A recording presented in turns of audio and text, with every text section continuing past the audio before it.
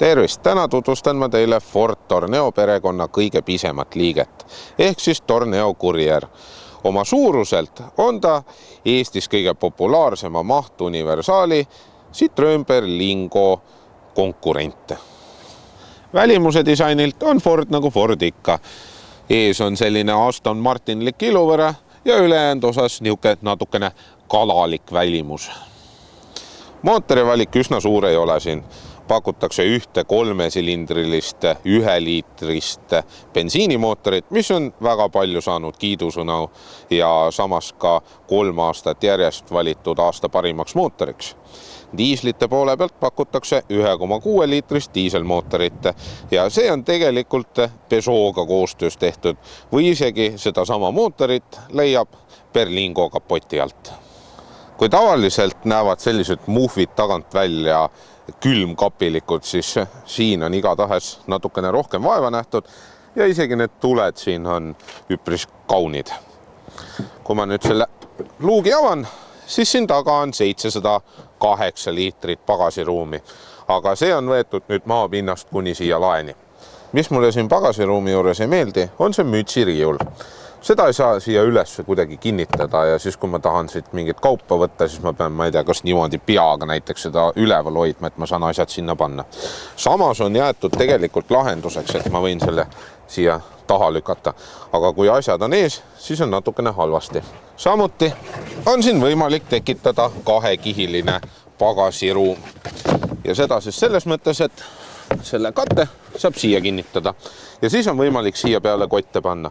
Ma peaks ütlema muidugi, et väga palju siia raskusi ei saa panna, sest näete ise, et ega see väga tugev ei ole, aga mõne koti saab ikka siia peale panna. Selle autoga on võimalik ka suuremaid asju vedada. Selle jaoks on vaja istmed kokku klappida ja siis tekib siia natukene üle 1600 liitri pagasiruumi ja seda täpselt samamoodi maast laeni.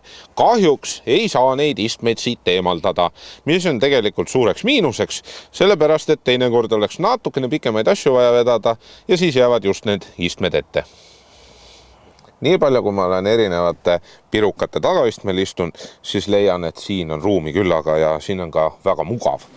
Istmepõhi on piisavalt pikk, et minu jalgu toetada. Jalaruumi on ka küllaga. Samas on mul siin selline väikene lauakene, mis kannatab kuni 3 kilogrammi. Ja siin ma saan oma kohvi ja võileiva näiteks ära süüa, kui ma olen kuskil objektil. Pearuumi on siin küllaldaselt ja ma arvan, et isegi 2,5 meetrised mehed suudavad siin täiesti vabalt olla, et pea ei käi vastu lage. Ja ega siin taga rohkem suurt midagi ei ole. Liuguste sees on paar topsihoidjat ja neid küljeaknaid on isegi võimalik lahti teha.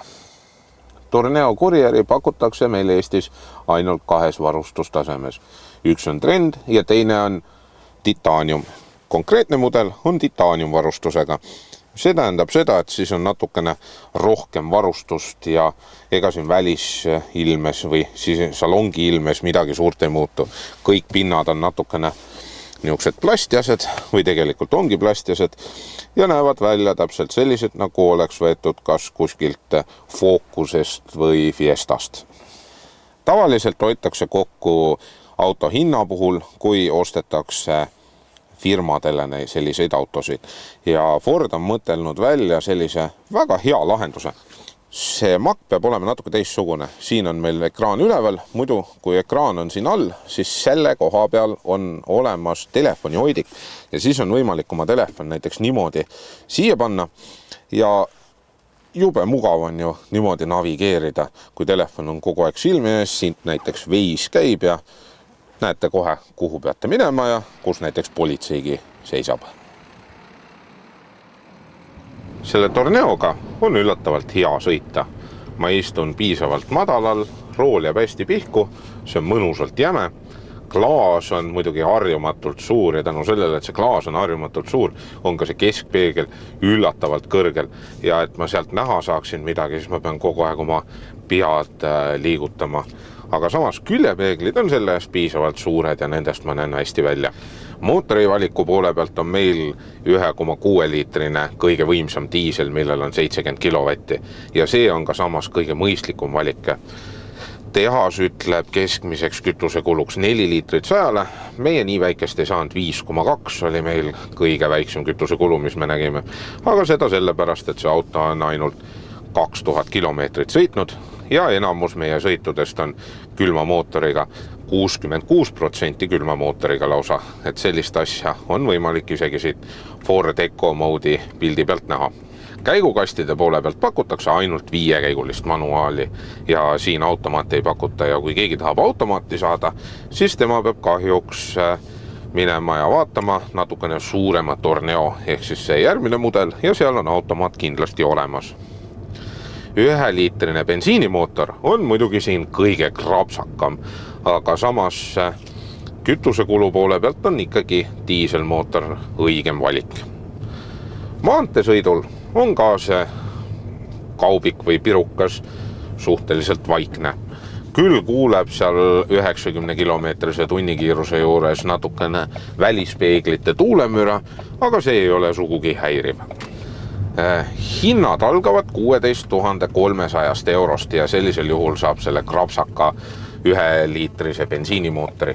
Kui te tahate ikkagi saada mõistlikumat lahendust, siis maksate ainult 600 eurot juurde ja sellisel juhul saate siis selle 1,6-liitrise 70 kilovatise diisli. Mis ma siin kokkuvõtvalt ütlen? Mugav, vaikne, üllatavalt hea näeb välja, ruumi on siin ka piisavalt ja sõidab ka väga hästi. Ja mina igal juhul soovitan minna vaatama, kui te olete endale plaaniks võtnud näiteks Berlingot osta, et siis minge vaadake see auto ka veel üle. Ükskord sai ka Subaru videos öeldud, et kui teil on mõni hea mõte või soov, et millist proovisõidumudelit tahaksite näha, siis see ei olnud ühekordne. Alati võite meile kirjutada ja kui on auto olemas, siis ka üritame selle soovi täita.